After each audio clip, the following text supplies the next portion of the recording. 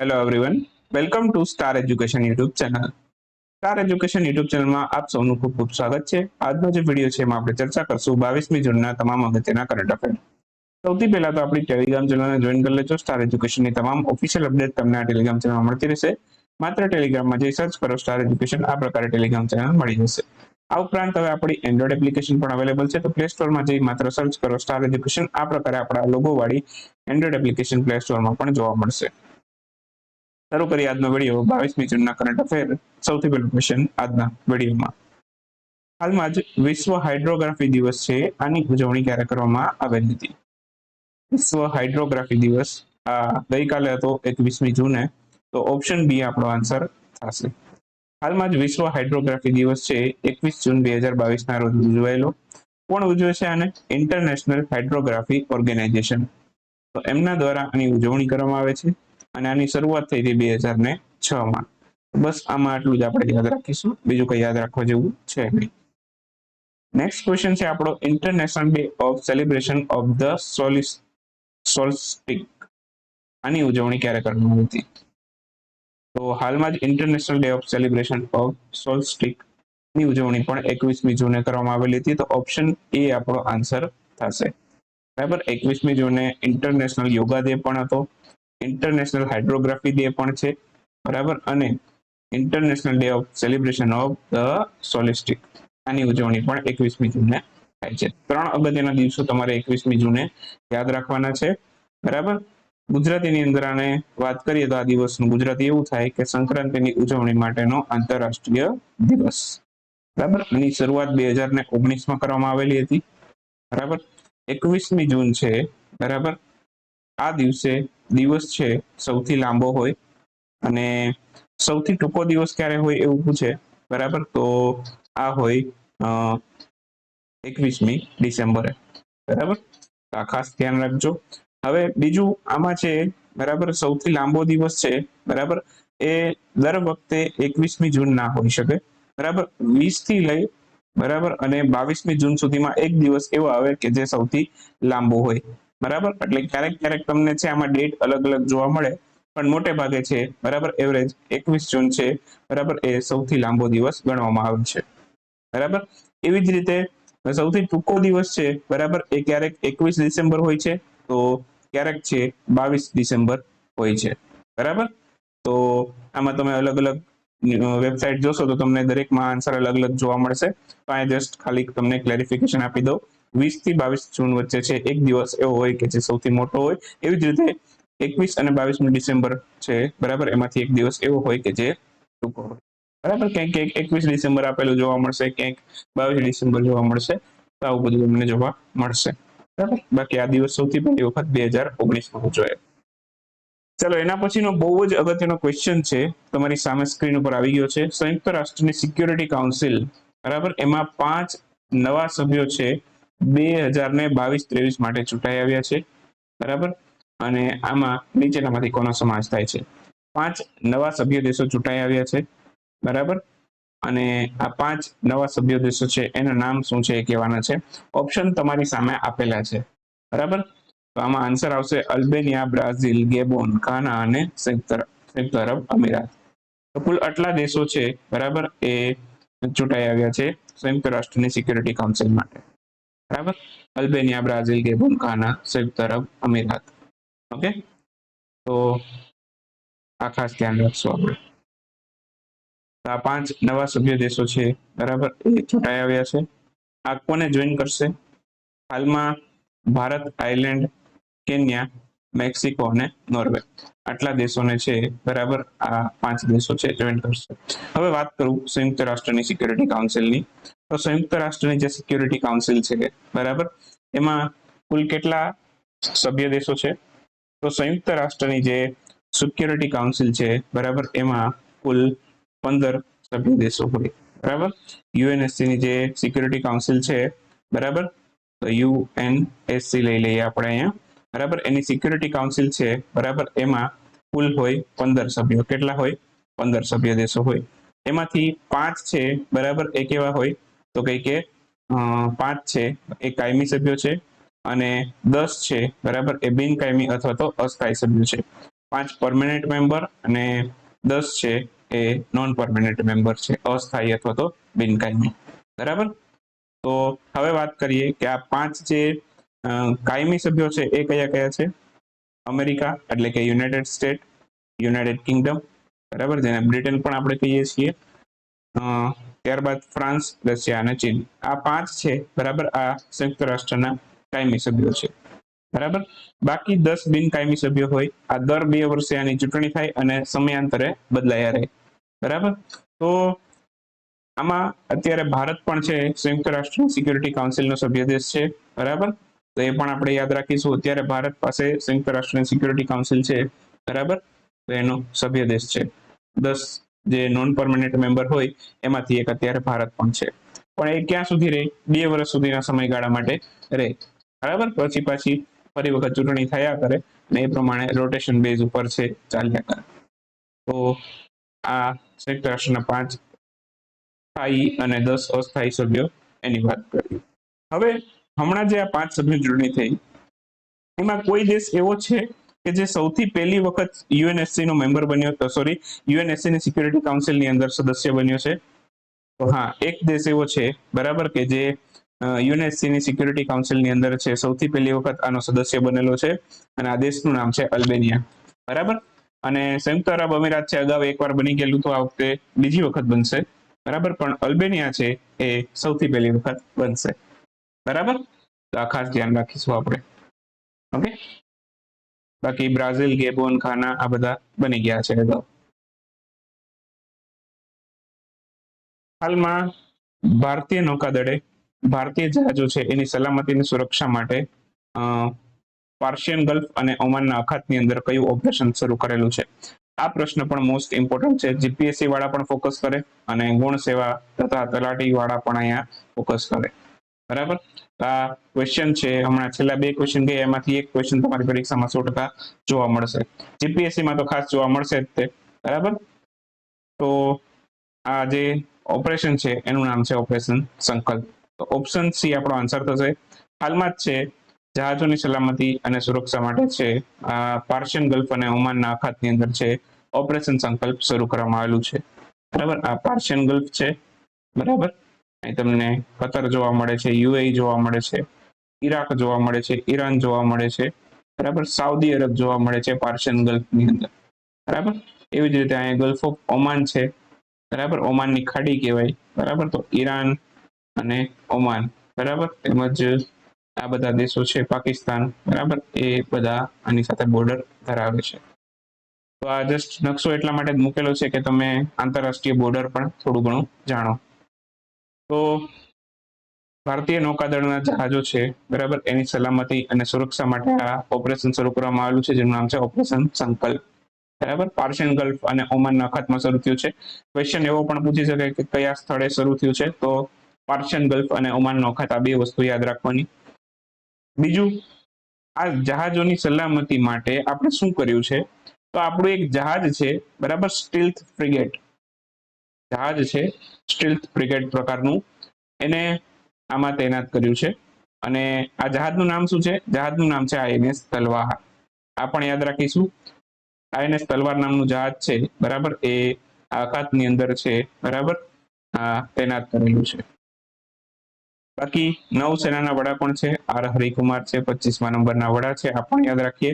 અને 3 જહાજો નૌસેનાના હમણાં નિવૃત્ત થયા છે, સેવા નિવૃત્ત થયા છે. એમાં આઈએનએસ ગોમતી, આ ક્યાં ગયું? રિટાયર્ડ થઈને ગયું લખનૌમાં.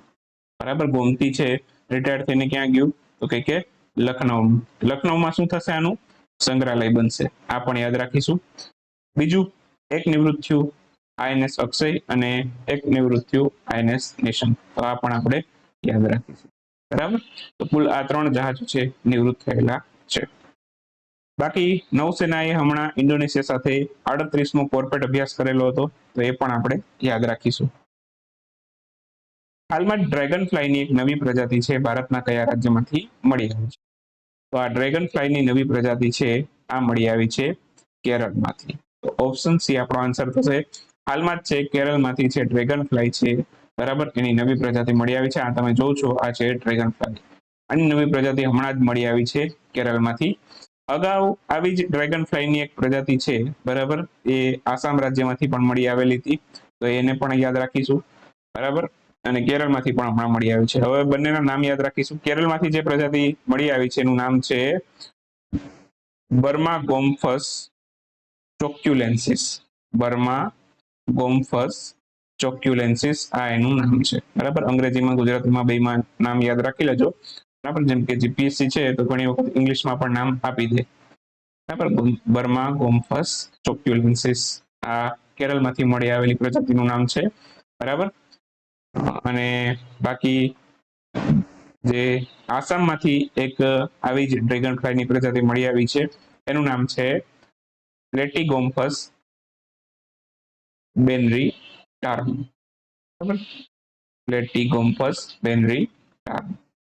આ બંનેના નામ યાદ રાખીશું, આસામ વાળું.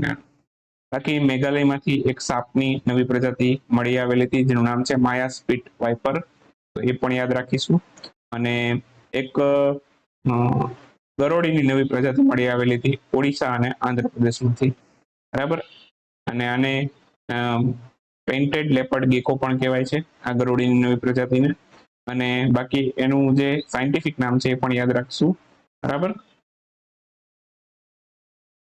યુબ્લે ફારિસ પિક્ટસ. તો બધું આટલું આમાંથી તમારે યાદ રાખવાનું છે. નેક્સ્ટ ક્વેશ્ચન છે, આ પણ અગત્યનો છે. FATF ની ગ્રે લિસ્ટની અંદર છે, હાલની અંદર કુલ કેટલા દેશો છે? હાલમાં FATF વાળો પોઈન્ટ છે, ખૂબ ચર્ચામાં રહેલો હતો, બરાબર. તો શેના કારણે ચર્ચામાં હતો?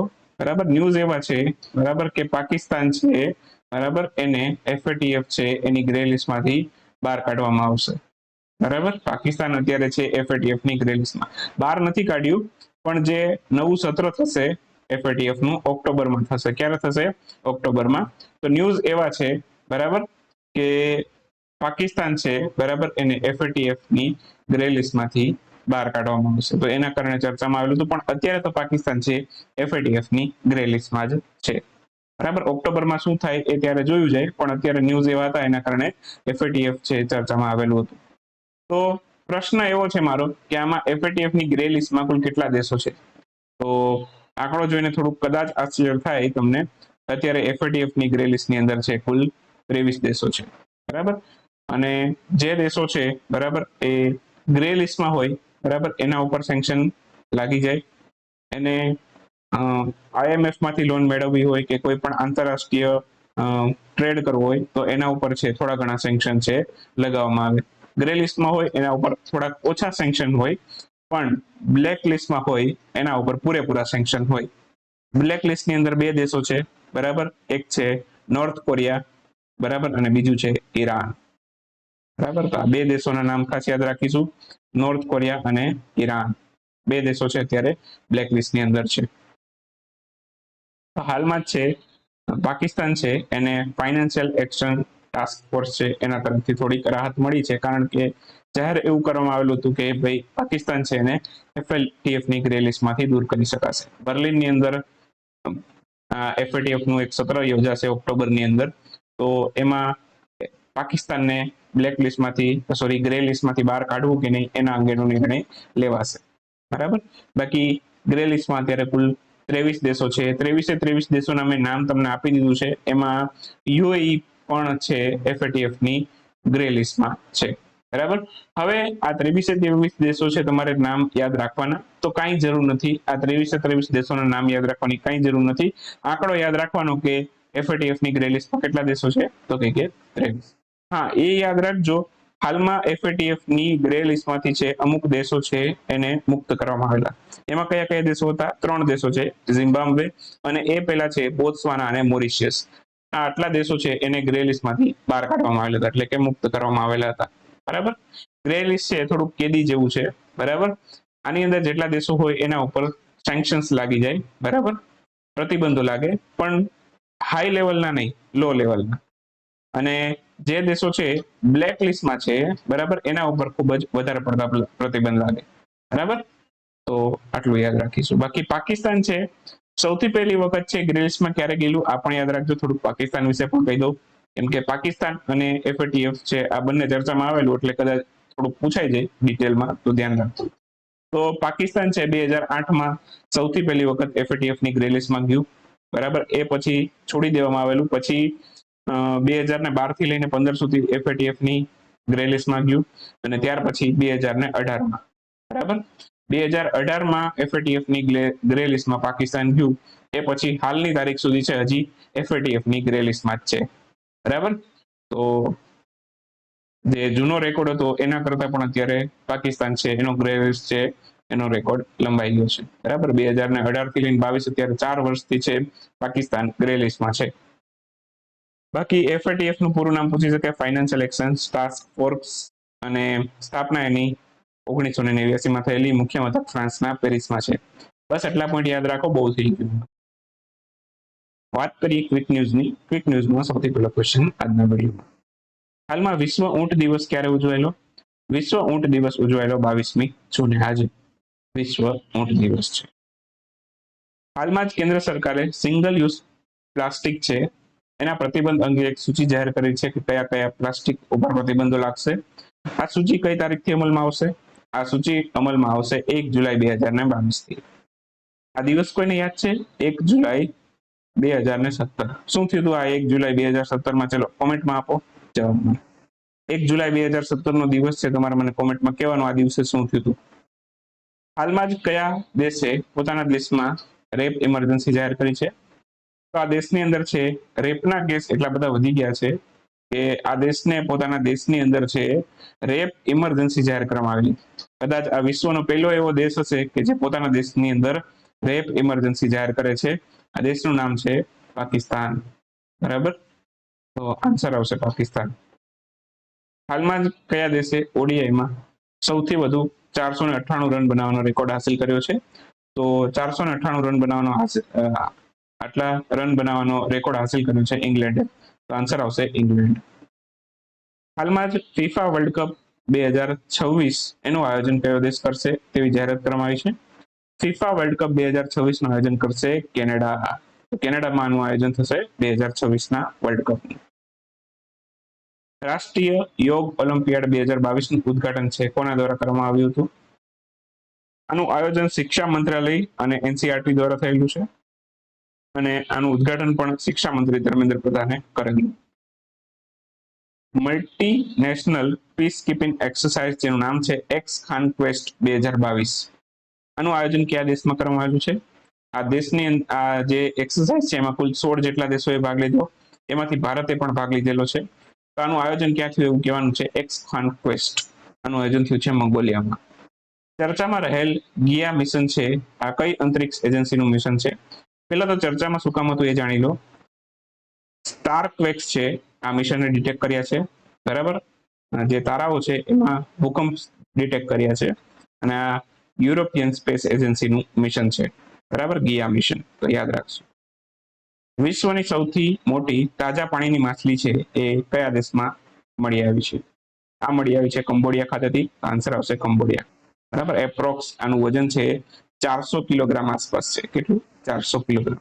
વિશ્વની સૌથી મોટી તાજા પાણીની માછલી, ફ્રેશ વોટર ફિશ પણ કહેવાય. તો આ પણ યાદ રાખજો. બસ 22મી જૂનનો વિડીયો અહીં સમાપ્ત. મળીએ આવતીકાલે 23મી જૂનના વિડીયોમાં. ત્યાં સુધી રજા લઈએ. આવજો. Bye bye. ગુડ નાઇટ શુભરાત્રી. Thank you for watching Star education.